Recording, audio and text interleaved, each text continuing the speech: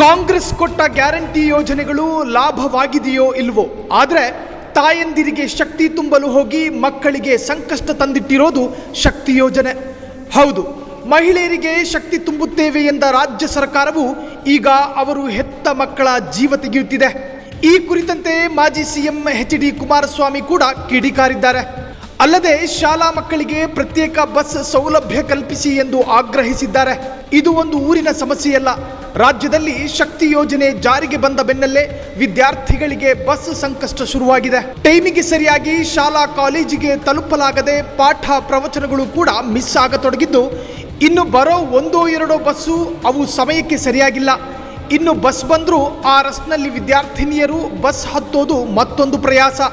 ಚುನಾವಣೆ ಲಾಭಕ್ಕಾಗಿ ಕಾಂಗ್ರೆಸ್ ಗ್ಯಾರಂಟಿ ಘೋಷಣೆ ಮಾಡಿ ಕೊಟ್ಟ ಶಕ್ತಿ ಯೋಜನೆ ಅಡ್ಡ ಪರಿಣಾಮ ಉಂಟು ಮಾಡುತ್ತಿದ್ರು ಸಾರಿಗೆ ಸಚಿವ ರಾಮಲಿಂಗಾರೆಡ್ಡಿ ಸೈಲೆಂಟ್ ಆಗಿ ಬಿಟ್ಟಿದ್ದಾರೆ. ಈ ಕುರಿತು ಎಲ್ಲಿಯೂ ತುಟಿ ಬಿಚ್ಚಿಲ್ಲ. ಬದಲಿ ವ್ಯವಸ್ಥೆ ಮಾಡೋದರ ಬಗ್ಗೆಯೂ ಕೂಡ ಯೋಚಿಸಿಲ್ಲ ಅನ್ನೋದು ಹಲವರ ಆಕ್ರೋಶಕ್ಕೆ ಕಾರಣವಾಗಿದೆ.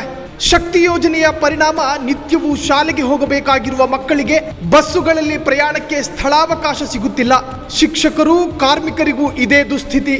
ಆಟೋ, ಲಗೇಜ್ ಆಟೋ, ಗೂಡ್ಸ್ ವಾಹನಗಳನ್ನು ಹತ್ತಿ ಅಪಾಯಕಾರಿ ರಸ್ತೆಗಳಲ್ಲಿ ಮಕ್ಕಳು ಶಾಲೆಗೆ ಹೋಗಬೇಕು, ಮನೆಗೆ ವಾಪಸ್ ಬರಬೇಕು ಎಂದು ಮಕ್ಕಳ ಬಗ್ಗೆ ಅವರು ಕಳವಳ ವ್ಯಕ್ತಪಡಿಸಿದ್ದಾರೆ. ಇನ್ನು ಪರೀಕ್ಷೆ ಸಮಯದಲ್ಲಿ ಮಕ್ಕಳ ಸಂಕಷ್ಟ ಹೇಳತೀರದ್ದಾಗಿದೆ. ಟೈಮಿಗೆ ಸರಿಯಾಗಿ ಹೋಗಿ ಪರೀಕ್ಷೆ ಬರೆಯಲು ಸಾಧ್ಯವಾಗ್ತಿಲ್ಲ. ಶಾಲಾ ಮಕ್ಕಳಿಗೆ ಪ್ರತ್ಯೇಕ ಬಸ್ ಬಿಡಿ ಅನ್ನೋ ಕೂಗು ಕೇಳುತ್ತಿದ್ದರೂ ಕಾಂಗ್ರೆಸ್ ಸರ್ಕಾರಕ್ಕೆ, ಅದರಲ್ಲೂ ಸಾರಿಗೆ ಸಚಿವರಿಗೆ ಜಾಣ ಕಿವಿಡು.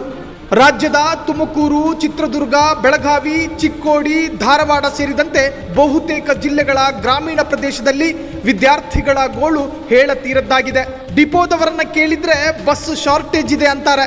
ಸ್ಥಳೀಯ ಶಾಸಕರನ್ನ ಕೇಳಿದ್ರೆ ನೋಡೋಣ ಅಂತ ಭರವಸೆ ಕೊಡ್ತಿದ್ದಾರೆ. ಒಟ್ನಲ್ಲಿ ಶಕ್ತಿ ಯೋಜನೆ ಮಕಾಡೆ ಮಲಗಿರೋದಂತೂ ಸತ್ಯ. ಪುಕ್ಸಟ್ಟೆ ಬಸ್ ಬಿಟ್ಟು ಬೆನ್ನು ತಟ್ಟಿಕೊಳ್ಳುತ್ತಿರುವ ಕಾಂಗ್ರೆಸ್ ಪಕ್ಷಕ್ಕೆ ಅದರ ಎಫೆಕ್ಟ್ ಗೊತ್ತಾಗುತ್ತಿಲ್ಲ ಅನ್ನೋದೇ ದುರಂತ.